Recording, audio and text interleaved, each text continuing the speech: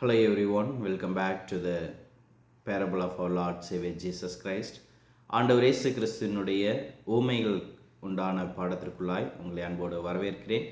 இன்றைய நாளிலும் நாம் 8ஆம் பாடத்திற்குள்ளாய் நாம் கடந்து வந்திருக்கிறோம். ஆண்டவர் இயேசு கிறிஸ்துவானவர் தன்னுடைய ஊழிய நாட்களிலே 30லிருந்து 33% வரை ஊமைகளினால் தனது ஊழிய வாழ்க்கையில் ஜனங்களோடு ஆண்டவர் இயேசு கிறிஸ்து பிரசங்கித்து வந்த அந்த ஊமைகளின் ஒரு தொகுப்பை தான் நாம் பார்த்து கொண்டு வருகிறோம்.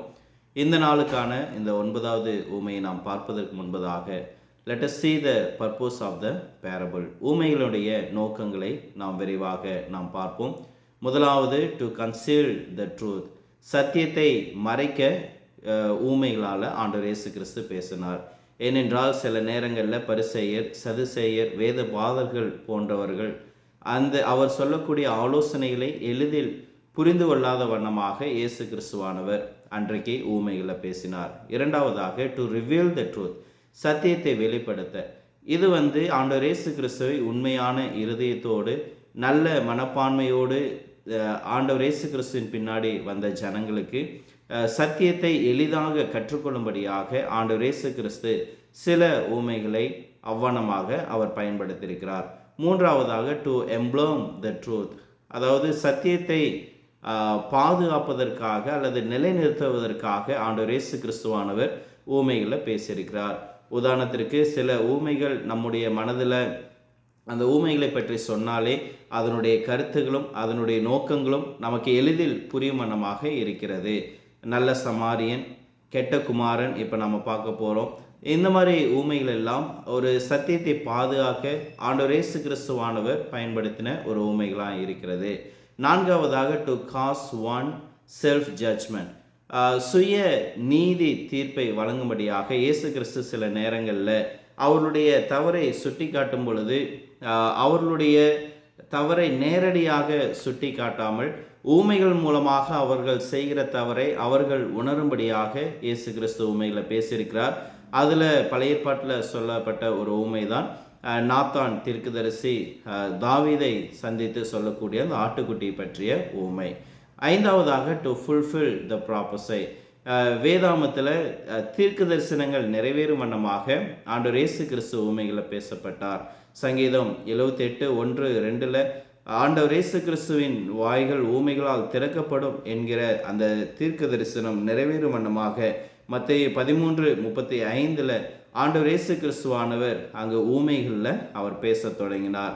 ஆகவே மத்தேயு 13வது அதிகாரமானது ஊமைகளுக்கான ஒரு மிக முக்கியமான ஒரு அதிகாரமாய் இருக்கிறது. ஆகவே இந்த 5 காரணங்களுக்காக தான் ஆண்டவர் இயேசு கிறிஸ்துவானவர் ஊமைகளில் அவர் பேசியிருக்கிறார் என்பதை நாம் புரிந்து கொள்ள வேண்டும். சரி பிரியமானவர்களே, let us come to the 9th lesson. 9வது பாடமாக இன்றைக்கு நாம் கற்றுக்கொள்ள இருக்கக்கூடிய பாடம் லூக்கா சுவிசேஷ புஸ்தகம் 15வது அதிகாரம் 11-20 வசனம் வரை சொல்லப்பட்ட நமக்கெல்லாம் பரிச்சயமான கெட்ட குமாரனை பற்றிய ஒரு ஊமை, the parable of the prodigal son. இந்த ஊமை குறித்து நாம் பார்க்கும் பொழுது இந்த ஊமைகள் காணாமல் போனவர்களை பற்றிய தேவன் மீதான மனநிலையை வெளிப்படுத்தக்கூடிய ஒரு ஊமை தான் இந்த கெட்ட குமாரனை பற்றிய ஒரு ஊமை. இந்த ஊமையினுடைய ஒரு மையக்கருத்து என்ன என்று சொல்லி பார்க்கும் பொழுது காணாமல் போனவர்கள் மீதான தேவனுடைய மனநிலை என்பதாக இருக்கும். This is the theme of the book. அதாவது இந்த மனநிலையானது என்னுடைய மனநிலையோ அல்லது உங்களுடைய மனநிலையோ அல்ல, மாறாக தேவன் ஒரு பாவியல் மீது எப்படி மனநிலையை வைத்திருக்கிறார் என்பதை இந்த ஒரு ஊமையானது மிக தெளிவாக வெளிப்படுத்தக்கூடியதாக இருக்கிறது. இந்த ஊமையினுடைய முக்கிய பாடம், த இம்பார்ட்டன்ட் லெசன் என்ன என்று சொல்லி பார்க்கும் பொழுது தேவன் மனம் திரும்பும் பாவிகளை ஏற்றுக்கொள்வது மட்டுமல்ல, அவர்கள் ரட்சிக்கப்படுவதை அவர் ஆவலோடு என்ன செய்கிறாருங்க, எதிர்பார்க்கிறார். So this is the theme and the main lesson of this parable. சரி, இந்த ஊமைகளில் நம்ம பார்ப்பதற்கு முன்பதாக ஒரு வீடு என்கிற ஒரு உன்னதமான வார்த்தையை நாம் சற்று சிந்திக்க வேண்டும். The word home is a beautiful word. அந்த உலகத்தில் உள்ள அழகான வார்த்தைகளில் வீடு என்பது ஒன்று என்பதை நாம் அநேக நேரம் சிந்திக்க வேண்டியது அவசியமாக இருக்கிறது. ஆகவே இந்த நேரத்தில் அநேகர் இந்த உலகத்தில் பார்க்கும் பொழுது தங்களுடைய வீட்டை பற்றி நினைத்து கொண்டிருக்கிறார்கள். நான் சொல்றது நாம் வீட்டில் இருக்கிறவங்கள வீட்டிற்கு வெளியே வீட்டில் இல்லாமல் வீட்டில் வாழ முடியாமல் வேறு இடங்களில் வாழக்கூடிய அநேகர் சிந்தித்து நினைத்து பார்க்கக்கூடிய ஒரு இடம் எது என்று சொல்லி பார்க்கும் பொழுது அது வீடாக இருக்கிறது. ஏனென்றால் சிலர் சொல்ல நாம் கேட்டிருக்கிறோம், சிறைச்சாலைகளுக்கு சென்று அங்கு இருக்கிறிடம் நீங்கள் கேட்டு பார்த்தீங்க அப்படின்னா they want to go home, அவர்கள் வீட்டுக்கு போக வேண்டும் என்பதே அவர்களுடைய ஒரு ஆவலாக இருக்கும். நீங்கள் ஒரு இராணுவ வீரர்களிடம் ஒரு நேர்காணல் எடுங்கள், அந்த மிலிட்ரி பர்சனை நீங்கள் போய் பார்க்கும் பொழுது they are away from home and they want to be with their home. அவங்க குடும்பத்தை விட்டு தூரமாக இருக்கிறாங்க, அவங்க குடும்பத்தோடு இணைந்திருப்பதை அவர்கள் விரும்பக்கூடியலாம் இருக்கிறார்கள். நம்ம மருத்துவமனைக்கு சிகிச்சை பெறுவர்களை போய் பார்த்தோம் அப்படின்னா அநேக நாட்கள் மருத்துவமனையில் இருக்கிறவங்க அல்லது சிறிது நாட்கள் மருத்துவமனையில் இருக்கிறவங்க இங்கே என்னதான் என்னை நன்றாக கவனித்தாலும் எனக்கு தேவையானது கிடைத்தாலும் I want to go home, நான் இந்த ஆஸ்பத்திரியிலேருந்து நான் சீக்கிரம் வீட்டுக்கு போகணும் அப்படிங்கிறது அவளுடைய மிகப்பெரிய ஒரு நோக்கமாக இருக்கும். அடுத்ததாக முதியோர் இல்லம், த ஓல்டேஜ் ஹோம், அங்கெல்லாம் நாம் போய் பார்க்கும் பொழுது அவர்களுக்கு எவ்வளவுதான் வசதிகள் இருந்தாலும் அவர்களை பராமரிக்க எத்தனை ஆட்கள் இருந்தாலும் they have always say that they want to be in their home. அவர்கள் வீட்டிற்கு போகும்படியாக அங்கே ஏங்கி கொண்டிருக்கக்கூடியலாய் இருக்கிறார்கள். பிரியமானவர்களே, வீடு என்பது ஒரு உன்னதமான ஒரு இடம். வீடு என்பது நாம் எல்லாரும் இருக்க பிரயாசப்படக்கூடிய ஒரு இடம். இந்த ஊமையில் வரும் வாலிபன் கூட ஒரு முறை அப்படிப்பட்ட ஒரு உன்னதமான வீட்டை விட்டு அவன் வெளியேறுகிறான். தான் எதை இழந்தோம் என்பதை உணரும் போது மீண்டும் அந்த வீட்டுக்கு செல்ல வேண்டும் என்கிற ஒரு தாகம் அந்த மனிதனுக்கு வருவதை தான் நாம் இந்த ஊமையில் பார்க்கக்கூடியலாம் இருக்கிறோம். சரி பிரியமானவர்களே, இந்த ஊமையானது ஏன் சொல்லப்பட்டது என்று சொல்லி பார்க்கும் பொழுது பாவிகள் மனம் திரும்பி தேவனிடத்தில் வரும் பொழுது இன்றைக்கு அநேகர் பாவிகள் மனம் திரும்புவதில் அவர்களுக்கு மகிழ்ச்சி என்பது இல்லை என்பதை இயேசு கிறிஸ்துவானவர் அங்கே காணக்கூடியவராய் இருக்கிறார். காணாமற் போனவர் மீது அவர்களுக்கு ஒரு மோசமான மனநிலை இருந்ததை இயேசு அறிந்தவராய் இருக்கிறார். நாம் முன்பு சொன்னது போல தேவனுடைய ஒரு மனநிலையானது பாவிகள் ரட்சிக்கப்படும் பொழுது எப்படி இருக்கிறது என்பதை இந்த ஊமையின் மூலமாக இயேசு கிறிஸ்து மிக நன்றாக அவர் வெளிப்படுத்துகிறார். ஆனால் பிரியமானவர்களே, இன்றைக்கு நீங்களும் நானும் இப்படிப்பட்ட மனநிலையை பெற்றிருக்க நாம் தவறக்கூடியலாம் இருக்கிறோம். இன்றைக்கு அநேக ஜனங்கள் பாவிகள் மனம் திரும்பும் பொழுதும் பாவிகள் ரட்சிக்கப்படும் பொழுதும் நாம் சந்தோஷப்பட்டு மகிழ்ச்சி அடையாமல் அதை குறித்த ஒரு தவறான புரிதலும் தவறான பின்பற்றுதலும் நமக்கு இருக்கிறதை நாம் பார்க்கிறோம். லூக்கா 15வது அதிகாரம் 1-2 வசனங்களில் இந்த ஊமைகள் சொல்லப்படுவதற்கான ஒரு காரணம், ஒரு பின்னணி நமக்கு அங்கு கொடுக்கப்படுகிறது. 1-2 வசனங்களில் இப்படியாக சொல்லப்படுகிறது. ஆயக்காரர்களும் பாவிகளும் இயேசுவின் போதனை கேட்டு அவரிடத்தில் கூடி வந்தார்கள். இதை கண்ட பரிசேயரும் வேதபாலும் இவர் பாவிகளை ஏற்றுக்கொண்டு அவர்களோட சாப்பினாரே என்று என்ன செய்தார்கள்? முணுமுணுத்தார்கள். அப்போ இங்கே ஒரு முணுமுணுக்கும் பரிசேயர்களை நாம் பார்க்கக்கூடியலாம் இருக்கிறோம். சத்தியத்தின் நிலையும் இயேசு பாவிகளோடு கலந்து அங்கு அவர்களோடு சாப்பாடு அருந்தக்கூடிய ஒரு விஷயத்தை கண்டவுடன் இவர்கள் கொதிப்படையக்கூடியவர்களாக இருக்கக்கூடியதை நாம் பார்க்கிறோம். ஆனால் பிரியமானவர்களே, வேதம் என்ன சொல்லுகிறது என்று உங்களுக்கும் எனக்கும் தெரியும். ஆண்டவர் இயேசு கிறிஸ்துவானவர் காணாமல் போனதை தேடவும் ரட்சிக்கவுமே நான் வந்தேன் என்று ஆண்டவர் இயேசு கிறிஸ்துவானவர் அங்கு வாக்கு தருகிறார். அவர் பாவிகளோடு கலந்து பழகினால் மட்டுமே ஆண்டவர் இயேசு கிறிஸ்து பாவிகளை ரட்சிக்க முடியும் என்று நாம் உணர வேண்டும். இன்றைக்கு ஆண்டவர் இயேசு கிறிஸ்துவானவர் உலகம் எங்கும் போய் சர்வ சிருஷ்டிக்கும் சுவிசேஷத்தை பிரசையுங்கள் என்று ஆண்டவர் நமக்கு கட்டளையிட்டு இருக்கிறார். அப்போ இன்றைக்கு நம்ம பாவிகளை புறம்பாக தள்ளினோம் என்றால், பாவிகளோடு நாம் போய் அமர்வது பாவம் என்று சொன்னால் இன்றைக்கு நாம் எப்படி பாவிகளுக்கு சத்தியத்தை அறிவிக்க முடியும்? அப்போ பாவிகளுக்கு ஆண்டவருடைய வார்த்தையை, சுவிசேஷத்தை நாம் அறிவிக்க வேண்டும் என்றால் நாம் அவர்களோடு தொடர்பு கொள்ள வேண்டியது அவசியம். அப்படியாக தான் ஆண்டவர் இயேசு கிறிஸ்துவானவர் இங்கு பாவிகளை ரட்சிக்க வந்தபடியால் அவர் பாவிகளோடு அங்கு தொடர்பு வைக்கிறார். அவர்கள் எப்படியாலும் ரட்சிக்க வேண்டும் என்கிற அவர்களோடு தொடர்பு வைப்பதை இந்த வேதபாலும் பரிசேயரும் அங்கு தவறாக எண்ணினதை ஆண்டவர் இயேசு கிறிஸ்துவானவர் சுட்டி காட்டக்கூடியவராக இருக்கிறார். மீண்டுமாக இந்த ஊமையில் இன்றைக்கு ஒன்ஸ் சேவ்டு ஆல்வேஸ் சேவ்டு, ஒரு முறை ரட்சிக்கப்பட்டால் எப்பொழுதும் ரட்சிக்கப்பட்டதாக கருதக்கூடிய இந்த தவறான உபதேசத்தை உபதேசிக்க சில போதர்கள் இந்த ஊமைகள், த ப்ராடிகல் சன், இந்த கெட்ட குமாரனுடைய ஊமைகளை போதிப்பதில் அவளுக்கு மிகப்பெரிய ஒரு சவால்கள் இருக்கக்கூடியதாக இருக்கிறது. ஏனென்றால் அவளுடைய போதனை என்ன என்று சொல்லி பார்க்கும் பொழுது, நீங்கள் ஒரு முறை ரட்சிக்கப்பட்டீங்களா, உங்களுக்கு கவலை இல்லை, நீங்கள் கடைசி வரைக்கும் இறுதி வரைக்கும் நீங்கள் ரட்சிக்கப்பட்டுட்டீங்க, நீங்கள் எப்படி வாழ்கிறீங்க, நீங்கள் எப்படி இருக்கிறீங்க அப்படிங்கிறது பிரச்சனை கிடையாது. If you are saved once you are saved for ever. பிரியமானவர்களே, இந்த போதனையில் வேதம் நமக்கு மிக தெளிவாக நமக்கு விளங்குகிறது. ஒரு மனிதன் ஒரு தந்தையினுடைய வீட்டில் ரட்சிக்கப்பட்ட நிலைமையில் இருக்கிறான், அவன் அந்த வீட்டை விட்டு வெளியேறுகிறான், அவன் அந்த ரட்சிப்பிலிருந்து விழுந்து போகிறான், பிறகு அவன் மனம் திரும்பி மீண்டும் அந்த ரட்சிப்புக்குள்ளாக இருக்கிறான். அப்போ இந்த ஊமையானது இந்த ஒரு கோட்பாடை போதிக்கக்கூடியவர்களுக்கு மிக சவாலான ஒரு கோட்பாடாக இருக்கிறது. ஒரு முறை ஒரு பிரசங்கத்தில் இந்த ஒரு போதகத்தை போதிக்கிறவர் இந்த வசனத்தை எடுத்து போதிக்கும் பொழுது நாங்கள் மிக ஆவலாக கேட்டுக்கொண்டிருந்தோம். சரி, இவர் என்ன இதிலிருந்து சொல்ல வரப்போகிறார் என்று சொல்லி பார்க்கும் பொழுது உண்மையாக மிக மோசமான விளக்கங்களை அவர் அந்த பகுதியில் தந்தார். ஒரு குமாரன் வீட்டை விட்டு வெளியே போக முடியாது, தகப்பனை விட்டு பிரிந்து போக முடியாது என்று இந்த வேதத்துக்கு முரண்பான காரியத்தை அவர் அங்கு போதித்ததை நாம் பார்க்கக்கூடியதாக இருக்கிறோம். ஆகவே இந்த ஒரு போதனையானது ஒன்ஸ் சேவ்ட் ஆல்வேஸ் சேவ்ட் அப்படிங்கிற போதனை யாராவது உங்களிடத்துல போதிப்பார் என்றால் அவர்களிடத்துல நீங்க கேட்க வேண்டிய விஷயம், please explain me the parable of the prodigal son. இந்த கெட்ட குமாரனை பற்றி எனக்கு நீங்கள் சற்று போதிங்க.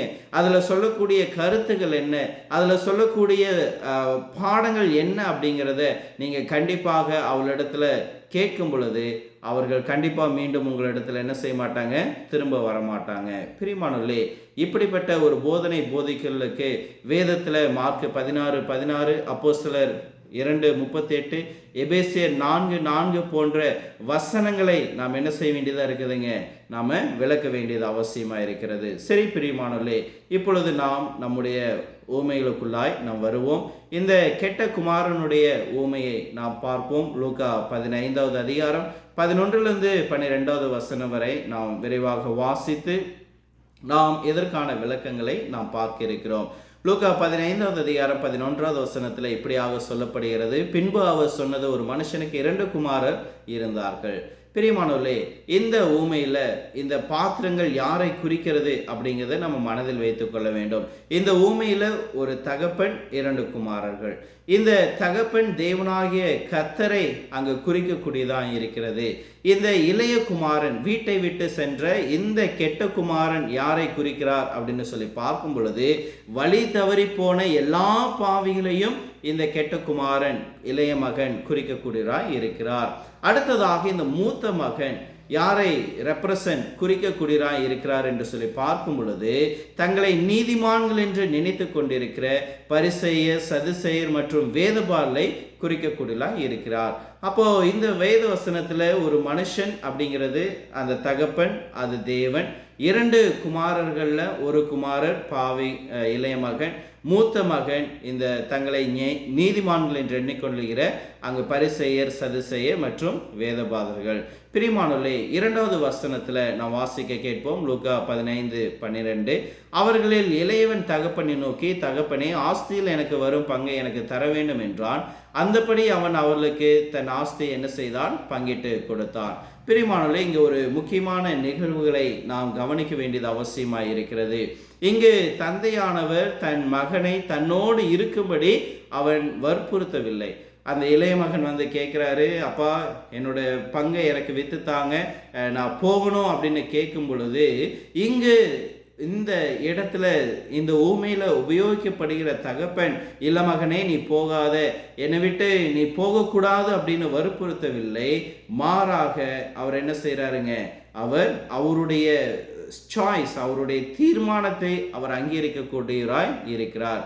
பிரியமானவர்களே, ஒருவருக்கு தந்தையோடு இருக்க விருப்பம் இல்லை என்றால் அவரை வலுக்கட்டாயமாக பிடித்து வைப்பதில் என்ன இல்லைங்க, எந்த ஒரு பலனும் இல்லை. இன்றைக்கு தேவனும் கூட அப்படிப்பட்ட ஒரு சுதந்திரத்தை நமக்கு வழங்கியிருக்கிறார். இன்றைக்கு தேவன் நம்மை வலுக்கட்டாயமாக நீ என்னை விசுவாசிக்கணும், நீ என்னுடைய விசுவாசத்தில் இருக்க வேண்டும் என்று நம்மை ஃபோர்ஸ் பண்றது கிடையாது. God give us a freedom. அவர் அந்த சுதந்திரத்தை நமக்கு என்ன செய்திருக்கிறாருங்க, அவர் கொடுத்திருக்கிறார். இந்த ஊமையில சொல்லப்படக்கூடிய இன்னொரு மிக முக்கியமான ஒரு விஷயம் என்ன என்று சொல்லி பார்க்கும் பொழுது, சில நேரங்களில் நல்ல குடும்பத்தில் வளரும் பிள்ளைகள் கூட தவறான பாதைக்கு செல்லக்கூடியவர்களாய் இருக்கிறார்கள். இன்றைக்கு நல்ல குடும்பத்தில் நல்ல பிள்ளைகளாக வளர்ந்துருப்பாங்க, ஆனால் எதிர்பாராத ஒரு சூழ்நிலையில் அவர்கள் தவறான ஒரு வழிக்கு அவர்கள் செல்லக்கூடியவர்களாக இருக்கிறார்கள். இதற்கு ஒரு சிறந்த உதாரணம் யார் அப்படின்னு சொல்லி பார்க்கும் பொழுது, இஸ்ரவேல் ஜனங்கள் ஒரு சிறந்த உதாரணமாக இருக்கிறார்கள். தேவன் இஸ்ரவேல் ஜனங்களுக்கு தீர்க்கதரிசிகளை கொடுத்திருந்தார், மோசேயினுடைய நியாயப்பிரமாணத்தை கொடுத்திருந்தார். அவளுக்கு என்னென்ன போதிக்க வேண்டுமோ, எப்படியெல்லாம் பராமரிக்க வேண்டுமோ எல்லாவற்றையும் தேவன் அவளுக்கு என்ன செய்தாருங்க, அவர் தந்தார். Yet his own people were rebellious to him. அவருடைய சொந்த மக்கள் அவருக்கு விரோதமாக அவர்கள் எழுந்தினார்கள். பிரியமானவர்களே, we have to love our children even if they are wrong and also our fellow men. நம்முடைய சொந்த மகனாக இருக்கட்டும் அல்லது நம்மளுடன் பழகக்கூடிய நபர்களாக இருக்கட்டும், அவர்கள் தவறு செய்யும் பொழுது அவர்களை நாம் நேசிக்க வேண்டும் என்பதை தான் இந்த ஒரு ஊமையானது நமக்கு வெளிப்படுத்தக்கூடியதாக இருக்கிறது. நீதிமொழிகள் புஸ்தகம் 22ஆம் அதிகாரம் 6வது வசனத்துல பிள்ளையை வளர்க்கக்கூடிய முறை குறித்து சொல்லும் பொழுது, பிள்ளையானவனை நடக்க வேண்டிய வழியிலே அவனை நடத்து, அவன் முதிர் வயதிலும் அதை என்ன செய்திருப்பான், அதை விடாதிருப்பான் என்று வேதம் சொல்லுகிறது. அப்போ பிள்ளையாண்டவனை நடத்த வேண்டிய விதத்தில் நடத்து அப்படிங்கிறதனுடைய ஒரு அர்த்தம் ஆங்கிலத்தில் சொல்லும் பொழுது, யூ ட்ரைன் யுவர் சில்ட்ரன். அப்போ இங்கு பிள்ளைகளை ட்ரெயின் பண்றதுனா என்ன அப்படின்னா, நாம் அவர்களை ஒரு கட்டளை போட்டு நான் இதை சொல்றேன் நீ இதை செய்யணும், இது இப்படி இருக்கணும் அப்படின்ட்டு நாம கட்டளை போடுவதில்லை பிரியமானவர்களே. மாறாக we have to set an example. நாம் ஒரு முன்மாதிரி வைத்து நமது பிள்ளைகளை நாம் என்ன செய்யணுங்க, நாம நடக்க வேண்டியது அவசியமாய் இருக்கிறது. அப்போ நம்முடைய பிள்ளைகளுக்கு நாம் என்ன செய்யணுங்க, ஒரு முன்மாதிரி நாம் வைக்க வேண்டும். மகனே நீ ஆலயத்துக்கு போ என்று சொல்வதை விட நாம் அந்த பிள்ளைகளுக்கு முன்பதாக நாம் ஆலயத்துக்கு செல்ல வேண்டியது அவசியமா இருக்கிறது. பைபிளை படி அப்படின்னு சொல்றதுக்கு முன்னாடி நாம அவங்கள உட்கார வச்சு அவங்களுக்கு முன்னாடி நாம் என்ன செய்யணுங்க, பைபிளை படிக்கணும். That is how we train our children, by setting an example before the child. நம்முடைய ஒரு உதாரணங்களை அவர்களுக்கு முன்பதாக வைத்து நம்முடைய வாழ்க்கையை அவர்களுக்கு முன்பதாக வைத்து நாம் அவர்களிடத்துல வளர்க்க வேண்டியது அவசியமா இருக்கிறது. எபேசியர் 6ஆம் அதிகாரம் 4வது வசனத்துல, பிதாக்களே உங்கள் பிள்ளைகளை கோபப்படுத்தாலும் கர்த்தருக்கேற்ற சிட்சையிலும் போதனையிலும் அவர்களை வளர்க்க வேண்டும். பிரியமானவர்களே, அவர்களுக்கு எது சரி என்பதை போதிப்பதோடு அவர்கள் நல்வழியில் வாழ பிள்ளைகளை ஊக்கப்படுத்த வேண்டியது அவசியமாயிருக்கிறது. ஒரு சுய பரீட்சையான கேள்வியை நீங்க கேட்டுக்கொள்ளுங்கள். நமது பிள்ளைகள் வீட்டை விட்டு வெளியேற சென்றாலும் அவர்கள் எப்பொழுதும் தேவனுடைய நினைவில் வைத்திருக்கும்படி நாம் வளர்ந்திருக்கிறோமா? அதாவது உங்களுடைய குழந்தைகளை நீங்க அப்படியாக வளர்த்திருக்கிறீர்களா? என்னுடைய மகன் என்கிட்ட இருக்கிற வரைக்கும் ஆண்டவர்கிட்ட இருக்கிறது மாத்திரமல்ல, என்னை விட்டு போனாலும் என்னுடைய பிள்ளை ஆண்டவரை பத்தி ஆண்டவருக்குள்ளாக இருக்கும்படி நான் வளர்த்திருக்கிறேனா அப்படின்னு நீங்க யோசிச்சு பாருங்க. நீங்க ஒரு விஷயத்தை யோசித்து பாருங்கள். கடைசியாக நீங்கள் எப்போது உங்கள் பிள்ளைகளோடு தேவனை பற்றி பேசியிருக்கிறீர்கள்? உங்களுடைய பிள்ளைகளோடு எப்படி வேதாமத்தை திறந்து தேவன் உங்களிடத்துல எதை எதிர்பார்க்கிறார் என்று உங்கள் பிள்ளைகளோடு நீங்க சொல்லியிருக்கிறீங்க? பிரியமானவர்களே, பிள்ளைகள் வழிதவறி போகும்போது நாம் வருந்துகிறோம். ஆனால் பல நேரங்களில் நாம் அவர்களுக்கு சரியான போதனைகளை போதிப்பதில் நாம் என்ன செய்யறோங்க, தவறு விடக்கூடியலாம் இருக்கிறோம். சங்கீதம் 127:3 சொல்லும் பொழுது, இதோ பிள்ளைகள் கர்த்தரால் வரும் சுதந்திரம், கர்ப்பத்தின் கனி அவரால் கிடைக்கும் பலன். அவை பிரியமானவர்களே, பிள்ளைகள் உங்களிடம் ஒப்படைக்கப்படும் பொழுது, தேவனிடத்திலிருந்து கிருபையாக பிள்ளைகளை நீங்கள் பெற்றுக்கொள்ளும் பொழுது, அவர்கள் ஆன்மீக ரீதியாக மிகவும் தூய்மையானவராக அவர்கள் இருக்கிறார்கள். அவர்கள் வளரும்போது தவறு செய்யலாம், ஆனால் கிறிஸ்துவின் ரத்தம் அவர்களை என்ன செய்யுங்க, மீண்டும் சுத்திகரிக்கக்கூடியதாக இருக்கிறது. அப்படியாக தான் இந்த ஊமையில கூட நம்ம பார்க்க இருக்கக்கூடிய ஒரு வாலிபன் தன்னுடைய வாழ்நாளில் ஒரு நல்ல மனிதனாக வளர்ந்து கொண்டு வந்தான். ஆனால் அவனுடைய வாழ்க்கையில் ஒரு தருணத்தில் அவன் ஒரு தவறான முடிவை இங்கே எடுக்க அங்கே தயாராகிறான். அந்த வாலிபன் தன் சுதந்திரத்தை தவறாக பயன்படுத்தி ஒரு தூர தேசத்திற்கு சென்று எப்படி சீரழிந்தான் என்பதை தான் நாம் இந்த ஊமையில பார்க்க இருக்கிறோம். சரி, அடுத்த வசனத்தை பார்ப்போம். லூக்கா 15வது அதிகாரம் 13வது வசனத்துல இந்த மனிதனுடைய இளைய மகனுடைய பாவமும் தூர தேசத்தினுடைய பயணத்தையும் அங்கு விளக்கக்கூடியது. அதை வாசிக்க கேட்போம். சில நாட்களுக்குள்ளாகவே தன் ஆஸ்திகளெல்லாம் சேர்த்து கொண்டு ஒரு தூர தேசத்திற்கு புறப்பட்டு போனான். அங்கே அவன் துன்மார்க்கமாய் வாழ்ந்து தன் சொத்துக்களை அழித்து போட்டான். பிரியமானவர்களே, இங்கே இந்த மனிதன் பாருங்க, அப்பாட்டு சொத்துக்களை எல்லாம் பிரிச்சு வாங்கி சில நாளைக்குள்ளாகவே அவன் என்ன செய்யறானுங்க, ஒரு தூர தேசத்திற்கு அவன் என்ன செய்யறாங்க, புறப்பட்டு போகிறான். அங்க தூர தேசத்துக்கு போவதோடு மாத்திரமல்லாமல் அந்த தூர தேசத்துல ஒரு துன்மார்க்கமான வாழ்க்கை வாழ்ந்து தனக்குண்டான சொத்துக்கள் அனைத்தையும் அவன் என்ன செய்கிறான், அழித்து போடுகிறான்.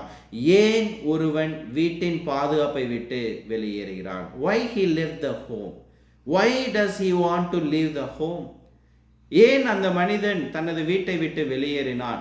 வீட்டை விட்டு வெளியேற அந்த வாலிபனை தூண்டிய காரணங்கள் என்னவாக இருக்கும் அப்படின்னு ஒருவேளை ஒரு கேள்வி நம்ம கேட்டோம் அப்படின்னா, ஒருவேளை வெளி உலகம் அந்த மனிதனுக்கு வீட்டை காட்டிலும் கவர்ச்சியாக என்ன செஞ்சிருக்குங்க, அது தோண்டி இருக்கும். வேலைக்கு அந்த பக்கம் அக்கறைக்கு இக்கரை பச்சம் அப்படிங்கிற மாதிரி இன்றைக்கு குடும்பத்தில் இருக்கும்போது வெளியில உள்ளவர்கள் அதிக மகிழ்ச்சியாக இருப்பது போல நமக்கு என்ன செய்யுங்க, அவங்களுக்கு தெரியும். இரண்டாவது, ஒரு கட்டுப்பாடு அவனுக்கு பிடிக்காம இருந்திருக்கும். அவருடைய தந்தை மிகவும் கண்டிப்பானவராக இருந்திருக்கலாம், அது அவனுக்கு பிடிக்காம இருக்கும். இன்றைக்கு அநேக குடும்பங்கள்ல பலருக்கும் விதிகளுக்கு கீழ்ப்படிவது அல்லது பெற்றோருடைய கட்டளைகளுக்கு கீழ்ப்படிவது இன்றைக்கு அவளுக்கு என்ன செய்யாதுங்க, அது பிடிக்காது. ஆனால் பிரியமானவர்களே, இன்றைக்கு ஒருவன் விதிகள், ஒருவனுடைய வாழ்க்கையில ஒரு கட்டளைகள், ஒருவனுடைய வாழ்க்கையில ஒரு கட்டுப்பாடுகள் இல்லை அப்படின்னா அவன் பாவத்துல வீழக்கூடியவனாக இருக்கிறான். ஒருவேளை இந்த மனிதன் அந்த கட்டுப்பாடுகளை பிடிக்காத ஒரு மனிதனாக இருந்திருக்கலாம். மூன்றாவது, அந்த வாலிபன் ஒரு சுதந்திரத்தை தாகமாக அவன் பார்த்து கொண்டிருக்கிறான். ஒரு பெற்றோருடைய கண்காணிப்பில் இருந்து தப்பிப்பது அவனுடைய ஒரு உண்மையான சுதந்திரம் என்று அவன் என்ன செய்திருக்கலாங்க, அவன் நினைத்திருக்கலாம். நண்பர்களின் அழுத்தம் இருந்திருக்கலாம். கூட்டத்தோடு சேர்ந்து தீய வழியில் செல்ல நண்பர்கள் அவனை என்ன செஞ்சிருக்கலாங்க, தூண்டிருக்கலாம். அல்லது இப்படியெல்லாம் நீ இருக்கிறேன்னு அந்த மனிதனை கேலி செய்திருக்கலாம். ஆகவே இப்படிப்பட்ட காரணங்கள் ஏதாயிலும் ஒன்றில் அந்த மனிதன் என்ன செய்திருக்கலாங்க, வாலிபன் தான் வீட்டை விட்டு வெளியேற வேண்டும் என்கிற ஒரு மிக பெரிய தீர்மானத்தை அவன் எடுத்தான். பிரியமானவர்களே, காரணம் எதுவாக இருந்தாலும் ஒரு விஷயம் உண்மை, அவன் பாவத்தின் பாதையை என்ன செய்தாருங்க, தேர்ந்தெடுத்தான். He chosen the wrong way, the sinful way. நீதிமொழிகள் 13:15 சொல்லுது, நற்குணம் தயை உண்டாக்கும், துரோகிகளுடைய வழியோ கொடியது. It is hard. அந்த தூர தேசத்தில் அவன் அதை தான் அனுபவிக்க அவன் என்ன செய்தானுங்க, ஆசையாய் அங்கு வீட்டை விட்டு அங்கு வெளியேறினான். சுதந்திரமும் அதனுடைய விளைவுகளையும் நாம் சற்று சிந்திக்க வேண்டியது அவசியமாய் இருக்கிறது. தன்னிறைவு அல்லது சுயாதீனம், இண்டிபெண்டன்ஸ் என்ற ஒரு எண்ணம், நான் இண்டிபெண்டன்ஸை நான் தனிமையாக இருக்கணும், எனக்கு பிடிச்சதை செய்யணும், என் வாழ்க்கையை எனக்கு பிடிச்ச மாதிரி வாழணும் அப்படிங்கிறதுல இந்த முடிவில் நீங்கள் இருக்கிறீங்களா? நாம் சற்று ஜாக்கிரதையாக இருக்க வேண்டும். ஏனென்று சொல்லி பார்க்கும் பொழுது இந்த வாலிபன் அவங்க அப்பாட்ட போய் என்னிடம் என்னுடைய சொத்துக்களை கொடு, நான் போகிறேன் என்று ஒரு பிடிவாதத்தோடு அந்த இண்டிபெண்டன்ஸாக இருக்கணும் அப்படிங்கிறத அவன் வெளிப்படுத்தினான். இன்றைய சமுதாயத்திலும் கூட இண்டிபெண்டன்ஸாக இருக்கணும் அப்படிங்கிற ஒரு உணர்வு இன்றைக்கு அநேக பெண்களிடத்துல இன்றைக்கு வந்திருக்கிறது. இன்றைக்கு அநேக பெண்களும் ஆண்களைப் போல இன்றைக்கு வேலைக்கு சென்று வருமானங்களை ஈட்டுகிறார்கள். சில நேரங்களில் கணவனை காட்டிலும் அதிகமாக வருமானம் ஈட்டக்கூடிய பெண்கள் இருக்கிறார்கள். அப்போ அவர்களுடைய ஒரு நிலைப்பாடு என்ன வருது என்று சொல்லி பார்க்கும் பொழுது, எனக்கு தனி வருமானம் இருக்கிறது, நான் யாரையும் சார்ந்திருக்க வேண்டியது அவசியமில்லை என்று அவர்கள் ஒரு மனநிலைக்கு வரும் பொழுது, ஒரு சின்ன சின்ன பிரச்சனைகளுக்காக இன்றைக்கு குடும்பத்தை விட்டு வெளியேற துணிகிறார்கள். அதனால தான் இன்றைக்கு so many divorce are happening. இன்றைக்கு அநேக விவாகரத்துகள் வருவதற்கான ஒரு மிக முக்கியமான ஒரு காரணம், they want to be independent. அவர்களுக்கு போதுமான காரியம் அவள் வாழ்க்கையில் வரும் பொழுது, அவங்களுடைய வாழ்க்கையில் கேள்வி யாரும் கேட்கக்கூடாது, அவங்க வாழ்க்கையில் யாரும் மூக்க நுழைக்கக்கூடாது. they just want to be a free bird. பிரியமானவர்களே, ஒரு பாவத்தினுடைய விலையை நாம் பார்க்கக்கூடியதாக இருக்கிறோம். இந்த தவறான பயணம், இந்த தவறான இந்த வாலிபனுடைய தீர்மானம் அந்த வாலிபனுக்கு எத்தகைய இழப்புகளை எல்லாம் ஏற்படுத்தியது அப்படிங்கிறத நாம் இந்த பாடத்தில் பார்க்க இருக்கிறோம். இந்த தவறான முடிவுனால அந்த வாலிபன் இழந்த சில விஷயங்கள் என்ன என்று சொல்லி பார்க்கும் பொழுது, he wasted his talent. அவனுடைய திறமைகளை அவன் வீணடித்தான். he wasted his time. அவனுடைய நேரத்தை அவன் வீணடித்தான். he wasted his money. அவனுடைய பணத்தை அவன் வீணடித்தான். he wasted his life. அவனுடைய வாழ்க்கையை அவன் வீணடித்தான். above all, he wasted his precious soul. அவனுடைய ஆத்துமாவையும் அவன் என்ன செய்தானுங்க, அவன் பாவத்தில் அங்கே வீழ்த்தடித்தான். பிரியமானவர்களே, பாவம் உங்களை எப்போதும் தூர தேசத்திற்கோ அழைத்து செல்லும். அங்கே நீங்கள் எதை விதைக்கிறீர்களோ அதையே அறுக்கக்கூடியலாய் இருக்கிறோம். சரி, அடுத்ததாக லூக்கா 15வது அதிகாரம் 14வது வசனத்துல இந்த வாலிபன் செய்த பாவத்து நிமித்தமாய் வந்த விளைவுகள் என்ன அப்படிங்கிறத இந்த வசனம் நமக்கு விளக்கக்கூடியதா இருக்கிறது. வாசிப்போம். எல்லாவற்றையும் அவன் செலவழித்த பின்பு போயிட்டான், எல்லாத்தையும் அனுபவிச்சுட்டான், எல்லாத்தையும் செலவழித்து விட்டுட்டான். அந்த தேசத்துல கொடிய பஞ்சம் உண்டாயிற்று. அப்பொழுது அவனுக்கு குறைபட தொடங்கி. பிரியமானவர்களே, அந்த வாலிபன் தன் சொத்துக்கள் அனைத்தையும் செலவழித்த பிறகு அந்த தேசத்துல ஒரு கொடிய பஞ்சம் ஏற்படுகிறது அப்படிங்கிறத இந்த ஊமையில அந்த பஞ்சம் அப்படிங்கிற வார்த்தை என்ன செய்யுதுங்க, இங்க ஆண்டவர் இயேசு கிறிஸ்துவானவர் அங்கு பயன்படுத்தக்கூடியவராய் இருக்கிறார். ஒரு மனிதன் பாவத்தின் வழியில் செல்லும் பொழுது அவனது ஆன்மீக வாழ்விலும் ஒரு பெரிய பஞ்சம் ஏற்படும் அப்படிங்கிறத ஆண்டவர் இயேசு கிறிஸ்துவானவர் கொண்டு வருகிறார். அந்த தேசத்துல பஞ்சம் அப்படிங்கிறது இந்த ஊமையில அந்த உணவுக்கு பஞ்சம் வந்தது. ஆனா ஆண்டவர் இயேசு கிறிஸ்து இதை ஆவிக்குரிய ரீதியில எப்படி கொண்டு வர்றார் அப்படின்னா, நீங்கள் தேவனை விட்டு போகும் பொழுது, நீங்க பாவத்துக்குள்ளான வாழ்க்கையில போகும் பொழுது கண்டிப்பாக உங்களுடைய வாழ்க்கையிலும் ஒரு ஆவிக்குரிய பஞ்சம் அது வரும். அப்போ இந்த மனிதன் ஒரு பாவம் நிறைந்த வாழ்க்கையில தன்னுடைய பணம் எல்லாவற்றையும் செலவழித்தான். எதற்கு செலவழித்தான்? அந்த லூக்கா சுவிசேஷ புஸ்தகம் 15ஆம் அதிகாரம் 30வது வசனத்துல மூத்த சகோதரன் ஒரு வார்த்தையை சொல்றாரு, வேசிகளிடத்தில் உம்முடைய ஆஸ்தியை அழித்து போட்ட உம்முடைய குமாரனாகி இவன் வந்தவுடனே கொளுத்த கன்றை இவனுக்கு அடிப்பீரோ என்றான். அப்போ மூத்த மகன் சொல்றாரு, அவன் எதுல தன்னுடைய சொத்துக்களை எல்லாம் இழந்து போனான் அப்படின்னா, வேசிகளோடு தன் பணத்தை என்ன செய்தானாமாங்க, அழைத்தான் அப்படின்னு அந்த மூத்த மகன் அந்த மகனை பற்றி தான் ஒரு ஸ்டேட்மெண்ட் வைக்கிறார். அப்போ ஒரு துன்மார்க்கமான ஒரு வாழ்க்கை வாழ்ந்து தனக்கு இருந்த எல்லா சொத்துக்களையும் அவன் என்ன செய்யறாங்க, அவன் அழித்து விடுகிறான்.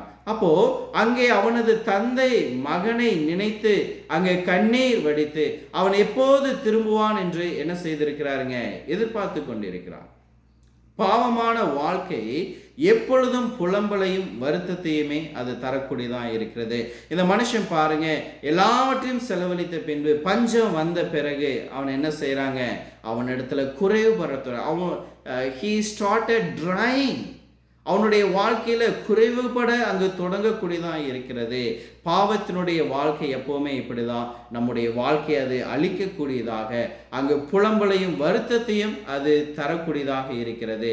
ஆகவே பாவம் நிறைந்த வாழ்க்கை வாழ தேர்ந்தெடுத்தால் தங்களுடைய வாழ்க்கை அழிந்துவிடும் என்பதை நாம் உணர வேண்டியது அவசியமாக இருக்கிறது. நம்முடைய பாவம் நம்முடைய வாழ்க்கையை அழித்துவிடும், நம்முடைய வாழ்க்கையை பாழாக்கிவிடும், நம்முடைய வாழ்க்கையை பலனற்றதாக ஆக்கிவிடும். இன்றைக்கு இப்படிதான் இன்றைக்கு வாழ்கிற அநேகர் பாவத்தில் தங்களுடைய வாழ்க்கையை சீரழித்துக் கொண்டிருக்கிறார்கள். அதன் பிறகு அந்த வாழ்க்கையை சாத்தியமானவர்களுக்கு சீரமைக்க கிறிஸ்துவின் நற்செய்தி ஆகிய த காஸ்பல் ஆஃப் கிரைஸ்ட் என்கிற ஒரு வல்லமையான ஒரு தேவ செய்தி, ஒரு நற்செய்தி அவருடைய வாழ்க்கைக்கு தேவைப்படக்கூடியதாக இருக்கிறது. சரி, அடுத்ததாக வேதாமத்தில் நம்ம அடுத்த வசனத்தை பார்க்கும் பொழுது ஒரு மிகப்பெரிய அவமானம் இந்த இளைய மகனுக்கு வருவதை நாம் பார்க்க இருக்கிறோம். லூக்கா 15:15-16 வசனங்கள். அந்த தேசத்து குடிகளில் ஒருவனிடத்தில் போய் ஒட்டி கொண்டான். அந்த குடியானவன் அவனை தன் வயல்களில் பன்றிகளை மேய்க்கும்படி அனுப்பினான். பிரியமானவர்களே, what a shame it was to the young man. அந்த இளைய மகனுக்கு வந்தக்கூடிய மிகப்பெரிய ஒரு அவமானம் பாருங்க. அந்த தேசத்திலிருந்து ஒரு மனிதனிடத்துல வேலைக்காக போய் ஒட்டி கொள்கிறான். அந்த ஓனரும் என்ன செய்யறாருங்க, அவனை தன் வயல்களில் பன்றிகளை மேய்க்கும்படி அனுப்பினான். இது ஒரு ஷேம்ஃபுல். என்ன ஷேம்ஃபுல் அப்படின்னா, அவன் பன்றி மேய்க்கிறது ஷேம்ஃபுல் அப்படின்னு நம்ம சொல்ல கிடையாது. மாறாக அந்த மனிதன் ஒரு யூதன். அன்றைய நாட்களில் யூதர்கள் பன்றி என்ன செய்யக்கூடாதுங்க, அது தொடக்கூடாது. அது மிகப்பெரிய ஒரு அவமானம். ஏனென்றால் யூதர்கள் பன்றிகளை தீட்டாக அவர்கள் கருதினார்கள்.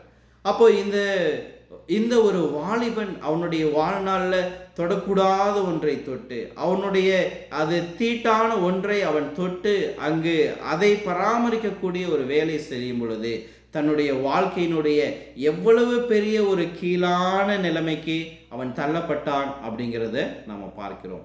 பாவமும் நம்முடைய வாழ்க்கையில் அப்படிதான். நம்ம எவ்வளவு உயர்வாக இருந்தாலும் அது ஒரு நாள் நம்மளை என்ன செய்யுங்க, அப்படியே கீழே நம்மை கொண்டு வரக்கூடியதாக இருக்கிறது. தவறான பாதையில் சென்று தன் வாழ்வின் அனைத்தையும் இந்த மனிதன் என்ன செய்தானுங்க, அவன் இழந்தான். அவன் தனிமை மற்றும் வறுமை என்கிற ஒரு சூழ்நிலைக்கு அவனுடைய வாழ்க்கை தள்ளப்பட்டது. இந்த மனிதன் தனிமையை உணரக்கூடிய ஒரு தருணம் வந்தது. இந்த மனிதன் வறுமையை உணரக்கூடிய ஒரு தருணம். இந்த தருணத்தில் அவன் நண்பர்கள் அவனிடத்துல இல்லை. அவன் சந்தோஷமா இருந்த நேரத்தில் இருந்த நண்பர்கள் அந்த இடத்துல இல்லை. அவனிடத்துல அனுபவிக்க இருந்த அந்த பணம் அந்த நேரத்தில் அவனிடத்துல இல்லை. நல்ல காலங்கள் அவனிடத்துல இல்லை. அவனுடைய நல்ல நாட்கள் அவனை விட்டு கடந்து போகின்றன. பசி அவனுக்கு இருந்தது. எதிர்கால நம்பிக்கை அவனுக்கு இல்லாமல் இருந்தது. அவன் வாழ்க்கையின் மிக மோசமான நிலைமையை அவன் அடைந்தான். த ராக் பாட்டம் அப்படின்னு சொல்லுவான். மிக கடினமான ஒரு வாழ்க்கையினுடைய நிலைக்கு அவன் தள்ளப்பட்டான்.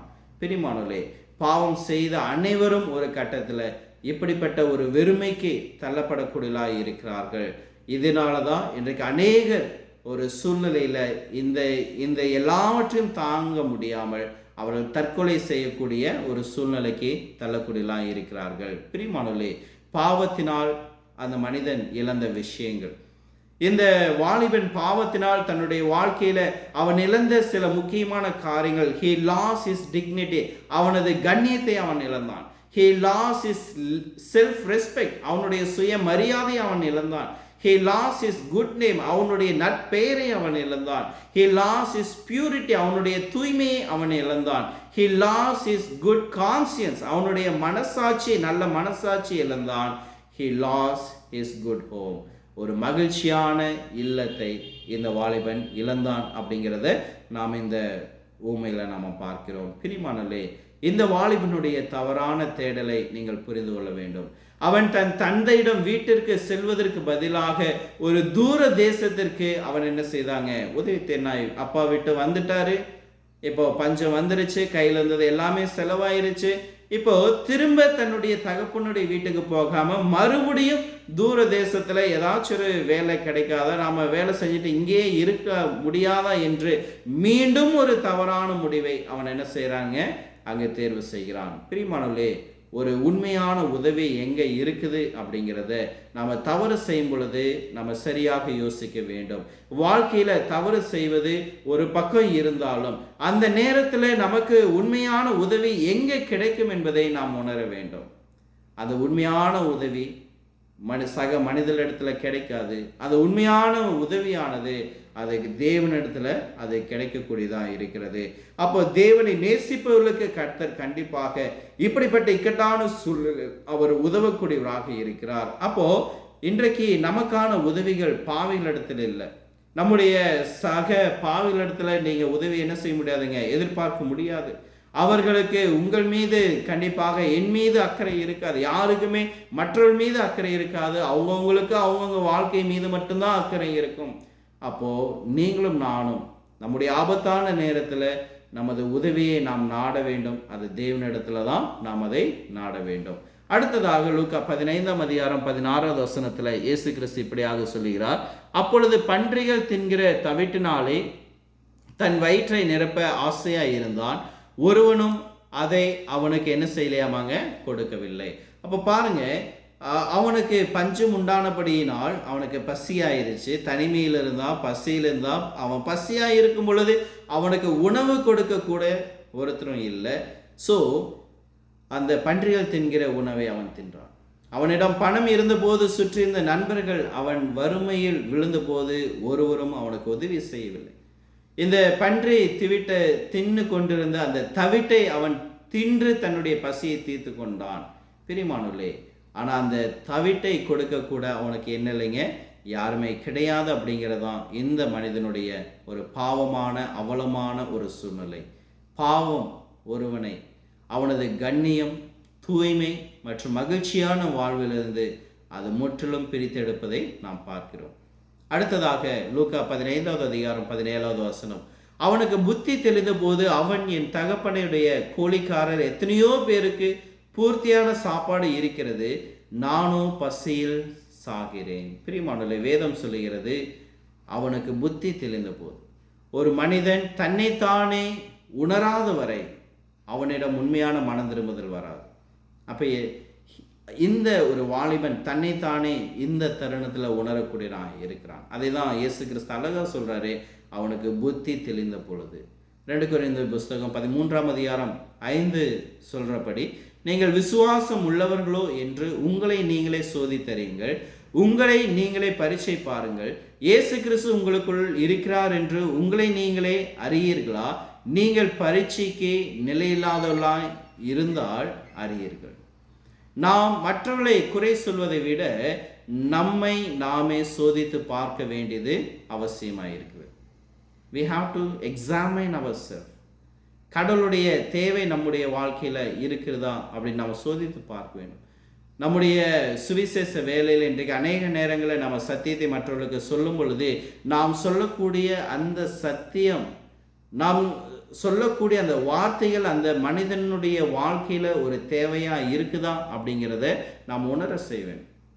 இன்றைக்கு ஆண்டவருடைய வார்த்தை ஒரு மனிதனுடைய வாழ்க்கையில் தேவை அப்படிங்கிறத அவன் உணராத வரைக்கும் அவன் அந்த வார்த்தைக்கு என்ன செய்ய மாட்டாங்க, அங்கே செவி கொடுக்க மாட்டான். இன்றைக்கு அநேகரும் அப்படிதான் தங்களுடைய வாழ்க்கையில் தேவன் தேவையில்லை என்கிற எண்ணத்தோடு அநேகர் ஆண்டவருடைய வார்த்தைகளுக்கு என்ன செய்யறதில்லைங்க, அங்கே செவி கொடுக்கறது இல்லை. அப்போ இந்த மனிதன் தன்னுடைய நிலையை உணர்கிறான். He need his father. அவனுக்கு அவனுடைய தகப்பனுடைய அங்கு தேவையை இவன் உணரக்கூடியனாய் இருந்தான். அதை தான் இங்கே சொல்லும் பொழுது வீட்டினுடைய நினைவு அவனுக்கு வருகிறது. தன் நிலையை உணர்ந்தவுடன் அவனுக்கு தன்னுடைய தந்தையினுடைய வீடும் அங்குள்ள ஆசீர்வாதங்களும் அவனுக்கு நினைவு வருது. ஓ, எங்கள் அப்பா வீட்டில் வேலைக்காரங்க கூட நல்லா சாப்பிட்டு நல்லா இருக்கிறாங்களே என்று அவன் தன்னுடைய வறுமையில் பாவத்தின் பிடியில் தன்னுடைய தகப்பனுடைய வீட்டை அவன் சிந்தித்து பார்க்கிறான். தன்னுடைய தகப்பனுடைய அன்பை அவன் சிந்தித்து பார்க்கிறான். தன் தந்தையினுடைய வீட்டில் வேலைக்காரர்கள் தன்னை விட சிறப்பாக இருப்பதை அவன் உணர்ந்தான். அவர் ஒரு மகனாக இருந்தும் அங்கு ஒன்றுமில்லாமல் இருப்பதை கண்டு தந்தையின் அன்பை இந்த வாலிபன் மீண்டும் நாடக்கூடியனாய் இருக்கிறான். மத்தேயு 5:3 சொல்லும் பொழுது, ஆவியில் எளிமையுள்ளவர்கள் பாக்கியவான்கள், பரலோக ராஜ்யம் அவளுடையது. இங்கே ஆவியில் எளிமை என்பது என்ன என்று சொல்லி பார்க்கும் பொழுது இந்த கெட்ட குமாரனுக்கு வந்த இந்த மனநிலை தான் ஆளுமையின் எளிமை. அதாவது ஒரு மனிதன் ஆன்மீக ரீதியாக ஆவிக்குரிய ரீதியாக எவ்வளவு வறியவன் அப்படிங்கிறது அவர். இந்த மனிதன் ஐ எம் பேங்க்ரப்ட், என்கிட்ட ஒண்ணுமே இல்லை என்று தன்னால் தனக்கு உதவி செய்து கொள்ள முடியாது என்பதை அவன் உணர்றான் பாருங்க. அதை தான் இங்கே சொல்றது, ஆவியில் எளிமையுள்ளவர்கள். He said he is a helpless and he need his father and his help. அதுதான் ஆவியினுடைய மனநிலை. சங்கீதம் 84 அதிகாரம் 10வது வசனத்துல, துன்மார்க்கருடைய கூடாரங்கள் வாசமாய் இருப்பதை பார்க்கலாம், தேவனுடைய ஆலயத்தின் வாசப்படியில் காத்திருப்பதையே அவன் விரும்பினான். நம்ம பாவத்தினுடைய பிடியில, பாவத்தினுடைய கூடாரங்கள்ல வாசமாய் இருப்பதை காட்டிலும் ஆண்டவருடைய ஆலயத்தில், தேவனுடைய வீட்டில் அவருடைய வாசப்படியில் காத்திருப்பதே நாம் நாட வேண்டியது அவசியமாக இருக்கிறது. இங்க பாருங்க, இந்த மனிதன் அப்படி தன்னுடைய தகப்பனை வீட்டை நாடினபடியால் லூக்கா 15:18 அந்த மனிதன் மனம் திரும்பி அவன் அறிக்கையிடுகிறான். அந்த வாலிபன் ஒரு தீர்மானம் எடுக்கிறான். நான் எழுந்து என் தகப்பனிடத்திற்கு போய், தகப்பனை பார்த்து, தகப்பனே பரத்துக்கு விரோதமாகவும் உமக்கு முன்பாகவும் நான் பாவம் செய்தேன் என்று அவன் என்ன செய்யறாங்க சொல்கிறான். அவன் தன்னுடைய தவறுகளை உணர்வதோடு மட்டுமல்ல, அதை சரி செய்ய அவன் என்ன செய்தான், விரும்பினான். இன்றைக்கு பலர் பாவத்தில் இருக்கும்போது, நான் இதிலிருந்து வெளியே வந்து விடுவேன், எனக்கு இது தவறு என்று தெரியும் என்று அழகாய் பேசுவார்கள். ஆனால் பேசுவதோடு அவர்கள் செயலில் என்ன செய்ய மாட்டாங்க, அவங்க மனம் திரும்பி அந்த தவறிலிருந்து வர மாட்டாங்க. பிரியமானவர்களே, இந்த மனிதன் தன்னுடைய பாவத்தை இங்கு ஒப்புக்கொள்கிறான். தகப்பனே, உமக்கு விரோதமாக நான் பாவம் செய்தேன். He admit the sin that he has committed. இன்றைக்கு நாமும் நம்முடைய பாவத்தை ஒப்புக்கொள்ள வேண்டியது அவசியமாக இருக்கு. வேதாந்தத்தில் நான் பாவம் செய்தேன் என்று பகிரங்கமாக ஒப்புக்கொண்டவர்கள் மிக சிலராக இருக்கிறார்கள். அவர்கள் யார் என்று சொல்லி பார்க்கும் பொழுது, பார்வோன் யாத்ராமம் 9 அதிகாரம் 27வது வசனத்துல, மோசே மற்றும் ஆரோனை அழைத்து நான் பாவம் செய்தேன் என்று பார்வோன் கூறினார். என்னாகும் 22:34 பிலேயமை நாம் பார்க்கும் பொழுது, கர்த்தருடைய தூதன் இடத்துல நான் பாவம் செய்தேன் என்று தன்னுடைய பாவத்தை ஒப்புக்கொண்டார். யோசுவா 7 அதிகாரம் 20வது வசனத்துல, ஆகான் இஸ்ரவேலின் தேவனாகிய கர்த்தருக்கு விரோதமாக பாவம் செய்ததை ஒப்புக்கொண்டான். நியாயாதிபதிகள் 10:10 இஸ்ரவேல் புத்திரர்கள் தாங்கள் தேவனை விட்டு பாகால்களை சேவிப்பதற்காக தாங்கள் பாவம் செய்ததாக ஒப்புக்கொண்டார்கள். 1 சாமுவேல் 15 அதிகாரம் 24வது வசனத்துல, சவுல் ராஜாவானவர் சாமுவேலிடம் நான் கர்த்தருடைய கட்டளை மீறி பாவம் செய்தேன் என்று சொன்னார். 2 சாமுவேல் 12:13 தாவீது நாத்தான் தீர்க்கதரிசி சொன்ன அந்த ஆட்டுக்குட்டியினுடைய ஊமையை கேட்டு நான் பாவம் செய்தேன் என்று அறிக்கை செய்தார். புதிய ஏற்பாட்டில் மத்திய 27:4 யூதாஸ் காரியத்தும் இயேசுவை காட்டி கொடுத்த பிறகு, குற்றமில்லாத இரத்தத்தை நான் காட்டி கொடுத்தேன், நான் பாவம் செய்தேன் என்று தன்னுடைய பாவத்தை ஒப்புக்கொள்கிறார். பிரியமானவர்களே, நான் தவறு செய்துவிட்டேன் என்று ஒத்துக்கொள்ளும் அளவுக்கு நமக்கு பெரிய மனது இருக்கிறதா? லூக்கா 15 அதிகாரம் 19 இளைய மகன் சொல்றாரு, நான் இனி உம்முடைய குமாரன் என்று சொல்லப்படுவதற்கு பாத்திரன் அல்ல, என்னை உம்முடைய வேலைக்காரர்கள் ஒருவனாக வைத்துக் கொள்ளும் என்று அவன் சொல்ல துணிந்தான். இது இந்த மனிதனுடைய ஒரு ஆழ்ந்த தாழ்மையும் உண்மையான மனமாற்றத்தையும் இது காட்டக்கூடியதான் இருக்கிறது. அவன் வெறும் வாய்ப்பேச்சோடு நிற்காமல் தன் தந்தை நோக்கி நடக்க அவன் தொடங்கினான். 1 தீமோத்தேயு 1:15 சொல்லும் பொழுது, பாவிகளை ரட்சிக்கவே கிறிஸ்து இயேசு உலகத்திற்கு வந்தார் என்கிற வார்த்தை உண்மையும் எல்லா அங்கிரிப்புக்கும் பாத்திரம் உள்ளது, அவர்களை நான் பிரதான பாவி என்று பவுல் கூறுகிறார். அப்போ பவுல் தன்னை பாவி என்று தன்னைத்தானே இங்கு தாழ்த்தக்கூடியதை பார்க்கிறோம். அப்போ பவுல் தன்னை ஒரு கடினமான சேவகராக கருதினார். மேலும் தன்னை பிரதான பாவி என்று தன்னை அவர் ஒப்பு கொடுத்தார். ஒருவேளை பவுலுடைய வாழ்க்கையில் அவர் செய்த கடந்த கால செயல்கள் தான் ஒரு பெரிய பாவி என்று பவுல் சொல்வதற்கு ஒரு காரணமாக இருந்திருக்கும். அவர் ஆரம்ப நாட்களில் கிறிஸ்துவை துன்புறுத்தியிருந்தாலும், அவர்களை கொலை செய்தும், கிறிஸ்துவின் போதனைக்கு எதிராக தன்னால் முடிந்த அனைத்தையும் செய்தபடியினால் ஒரு பவுல் தன்னை குறித்து சொல்லும் பொழுது அங்கு சொல்கிறான், பிரதான பாவி. அவை பிரிமானல் அவர் செய்த அனைத்தையும் கிறிஸ்து மன்னித்தார். பவுலுடைய குறைகள், பவுல் செய்த எல்லா மீறுதலையும் கர்த்தர் மன்னித்தார். ஆண்டவர் இயேசு கிறிஸ்துனுடைய இரத்தத்தினாலே அவருடைய பாவம் கழுவப்பட்டது போல தேவன் அவரை என்ன செய்தாருங்க, அவர் மன்னித்தார். இங்க கூட நம்ம பார்க்கிறோம், அந்த மகன் திரும்பி வருவதை கண்டு தந்தை அந்த எல்லையற்ற அன்பை நாம் பார்க்கக்கூடியலாம் இருக்கிறோம். லூக்கா 15:20 சொல்லும் பொழுது, எழுந்து புறப்பட்டு தன் தகப்பனிடத்தில் வந்தான். அவன் தூரத்தில் வரும்போது அவனுடைய தகப்பன் அவனை கண்டு மனதுருகி ஓடி அவன் கழுத்தை கட்டி கொண்டு அவனை முத்தம் செய்தான். பிரியமானவர்களே, இந்த மனிதனுடைய தீர்மானமும் செயலும் பாருங்க. தான் தகப்பனத்துக்கு போக வேண்டும் என்கிற தீர்மானம் செய்தான். அவன் கண்டிப்பாக செய்தான். இந்த மகன் தான் செய்த பாவத்தை உணர்ந்து அந்த தகப்பனிடத்திற்கு போனான். அந்த தகப்பனும் அவன் அந்த மகனை அரவணைத்து கட்டி அணைத்து அந்த மகனை ஏற்றுக்கொண்டான். இதுதான் தேவனுடைய குணாதிசயம். நம்முடைய பரமபிதா அன்புள்ளவர், அவர் தயவுள்ளவர், அவர் மன்னிப்பார், நம்மை புரிந்து கொள்ளக்கூடியவராய் இருக்கிறார். நாம் தவறு செய்யும் போது நம்மை தண்டிக்க காத்திருப்பவர் அல்ல அவர், மாறாக நம்மை ரட்சிக்க, நம்முடைய மீட்க, நாம் மனம் திரும்பி வரும்படியாக எதிர்பார்க்கிறது தான் நம்முடைய தேவனாய் இருக்கிறார். அப்ப மீட்பினுடைய மகிழ்ச்சியை நாம் இந்த சுவிசேஷத்தில் பார்க்கிறோம். நாம் மனம் திரும்பும் போது பரலோகத்தில் உள்ள தேவதூதலுக்கு முன்பாக மிகுந்த மனமகிழ்ச்சி உண்டாயிருக்கும் என்பதை நாம் இங்கு உணரக்கூடியலாம் இருக்கிறோம். ரோமர் 5வது அதிகாரம் 8-9 நாம் பாவிகளாய் இருக்கையிலே கிறிஸ்து நமக்காக மரித்ததின் மூலம் தேவன் நம் மேல் வைத்த அன்பை அவர் வெளிப்படுத்தினார். அப்ப இங்க இந்த குமாரனுடைய தகப்பன் அவருடைய அன்பை அங்க அரவணைத்து என்ன செய்யறாருங்க, அவர் வெளிப்படுத்தக்கூடியவராய் இருக்கிறார். இது ஒரு பாவி மனம் திரும்பி வரும் பொழுது தேவன் காட்டக்கூடிய ஒரு பேரன்பை இது குறிக்கக்கூடியதாக இருக்கிறது. அப்ப இந்த வாலிபனுடைய மனமாற்றம் என்ன, தான் செய்த தவறை அவன் நினைத்து உணர்ந்து அங்கு வருந்தக்கூடியனாய் இருக்கிறான். இங்கே தேவ அன்பு என்ன என்று சொல்லி பார்க்கும் பொழுது அந்த மனம் திரும்பி வந்த அந்த மகனை அந்த தகப்பன் மன்னித்து ஏற்றது போல தேவனும் பாவிகளை மன்னித்து ஏற்றுக்கொள்வது அவருடைய அன்பாக இருக்கிறது.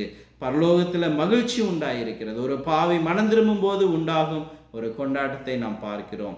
அப்ப இந்த கெட்ட குமாரன் அவனுடைய வாக்குறுதிகளும் தேவ கிருபையும் நாம் பார்க்கிறோம். லூக்கா 15ஆம் அதிகாரம் 21 குமாரன் தகப்பனை நோக்கி, தகப்பனை பரத்துக்கும் விரோதமா உமக்கு விரோதமா பாவம் செய்தேன், இனிமேல் உம்முடைய குமாரன் என்று சொல்லப்படுவதற்கு நான் பாத்திரன் அல்ல என்று சொன்னான். இப்ப தேவ கிருபை, நாம் தேவனுடைய ஆச்சரியமான கிருபைக்கு தகுதியற்றவர்கள் என்பதை நாம் உணர வேண்டும். ஏனென்றால் கிருபையால் மட்டுமே நாம் ரட்சிக்கப்படுகிறோம். எபேசியர் 2ஆம் அதிகாரம் 8-9 கிருபையினாலே விசுவாசத்தை கொண்டு ரட்சிக்கப்பட்டீர்கள், இது உங்களால் உண்டானதில்லை, இது தேவனுடைய ஈவு, ஒருவனும் பெருமை பாராட்டபதிக்கு இது கிரியினால் உண்டானது அல்ல. பிரியமானவர்களே, அந்த மகன் தன்னுடைய சூழ்நிலை தன் தகப்பனையோ அல்லது சகோதரனையோ குற்றம் சொல்லவில்லை. இங்கே தான் செய்த தவறுகளை அவனே தன்னுடைய தவறுகளுக்கு அவனே பொறுப்பேற்று கொண்டானே தவிர அவன் வேற யாரையும் குற்றம் சொல்லவில்லை. நாமும் நம் தவறுகளை ஒப்புக்கொள்ளும் மனப்பக்குவத்தை நாம் பெற வேண்டியது அவசியமாக இருப்பது. அப்போ ஒரு மனிதன் மனம் திரும்பும் பொழுது அங்கே கொண்டாட்டம் இருக்கும் அப்படிங்கிறத நம்ம இந்த வசனத்தில் பார்க்குறோம். லூக்கா 15:22-23 அப்பொழுது தகப்பன் தன் ஊழியக்காரை நோக்கி, நீங்கள் உயர்ந்த வஸ்திரத்தை கொண்டு வந்து அவனுக்கு உடுத்தி இவன் கைக்கு மோதிரத்தையும் கால்களுக்கு பாதரட்சியும் போடுங்கள், கொளுத்த கன்றை கொண்டு வந்து அடியுங்கள், நாம் புசித்து சந்தோஷமாய் இருப்போம் என்று சொன்னார். அப்ப தகப்பனின் அன்பு மற்றும் ஒரு பாவை மனம் திரும்பும் போது உண்டாகும் மகிழ்ச்சி இந்த வசனத்துல விளக்கப்படுகிறது. அப்ப தகப்பனுடைய உபசரிப்பை பாருங்க. உயர்ந்த வஸ்திரத்தை கொண்டாங்க, அங்க மோதிரத்தை கொண்டாங்க, ஒரு விருந்த பண்ணுங்க என்று மிக பெரிய ஒரு கொண்டாட்டத்தை கொண்டு. அப்ப இந்த ஒரு கொண்டாட்டம் அவசியமா அப்படின்னு கேட்டா, ஒரு நபர் மனம் திரும்பும் போது அது கொண்டாடப்பட வேண்டிய தருணம் அப்படிங்கிறத நீங்களும் நானும் புரிந்து கொள்ள வேண்டும். லூக்கா 15ஆம் அதிகாரம் 9 காணாமல் போன காசு தேடி கிடைத்த பொழுது அந்த பெண் என்ன செய்தாருங்க, தன்னுடைய சிநேகிதரை அயலான்களை எல்லாவற்றையும் அழைத்து அதை என்ன செய்தார், அதை குறித்து சந்தோஷப்பட்டார். அப்போ பரலோகத்தில் மகிழ்ச்சி இருப்பது போல உங்களுக்கும் எனக்கும் மகிழ்ச்சி இருக்க வேண்டும். எப்பொழுதுங்க, ஒரு மனம் திரும்புகிற ஒரு பாவை நிமித்தம் நாம் மகிழ வேண்டியது அவசியமாக இருக்கிறது. தேவனுடைய தூதலுக்கு முன்பாக மிகுந்த சந்தோஷம் எப்படி உண்டாயிருக்கிறதோ அதே போல நமக்கும் ஒரு பாவை மனம் திரும்பும் பொழுது அங்கே மிகப்பெரிய சந்தோஷம் வர வேண்டும். அப்போ அந்த மகனுக்கு அது தேவையா இருந்தது. அந்த மனுஷனுக்கு புதிய உடைகளும் காலணிகளும் தேவைப்பட்டது. ஏனென்றால் அவன் ஒரு கடுமையான பஞ்சத்திலிருந்து அவன் வாடி போனவனாய் திரும்பி வந்தான். லூக்கா 15:24 ஆன்மீக மறுபிறப்பு மீட்பை குறித்து சொல்லும் பொழுது அந்த தகப்பனுடைய வார்த்தையை பாருங்க. என் குமாரனாகி இவன் மரித்தான், திரும்பவும் உயிர்த்தான், காணாமற் போனான், திரும்பவும் காணப்பட்டான். அப்போ பிதாவின் இடத்திற்கு திரும்புவதே ஒருவனுக்கு வாழ்க்கை தருகிறது என்பதை நாம் புரிந்து கொள்ள வேண்டியது அவசியமாக இருக்கிறது. இங்கே ஒரு ஆன்மீக மரணத்தை ஆண்டவர் இயேசு கிறிஸ்து கூறுகிறார்.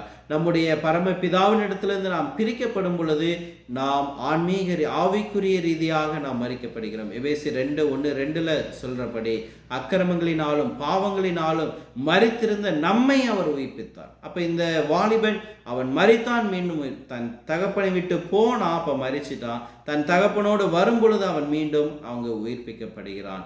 நாமும் நம்முடைய தேவன் பாவத்துக்குள்ளாக போகும் பொழுது நாம் ஆவிக்குரிய ரீதியில் மரிக்கிறோம்.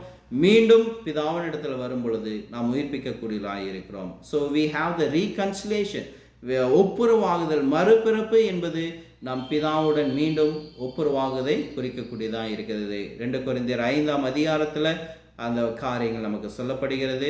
அங்கே மீட்பின் அழைப்பை இயேசு கிறிஸ்து எல்லாருக்கும் தருகிறார். மத்தேயு 11:28 வருத்தப்பட்டு பாரம் சுமக்கிறவர்களே, நீங்கள் எல்லாரும் என்னிடத்தில் வாருங்கள், நான் உங்களுக்கு இளைப்பாறுதல் தருவேன் என்று அவர் சொல்கிறார். அப்போ சகோதரை மீட்பது என்பது ஒரு சகோதரன் சத்தியத்தை விட்டு விலகி செல்லும் பொழுது அவனை திரும்ப கொண்டு வந்து ஒரு ஆத்துமாவை மரணத்திலிருந்து ரட்சிப்பதாகும். யாக்கோபு 5ஆம் அதிகாரம் 19-20 சொல்றபடி, கலாத்தியர் 6ஆம் அதிகாரம் 1வது வசனத்துல சொல்றபடி, விசுவாசத்தில் தவறியவர்களை சாந்தமான ஆவியோடு நீங்களும் நானும் சேர்ந்து இருக்க வேண்டியதாக இருக்கிறது.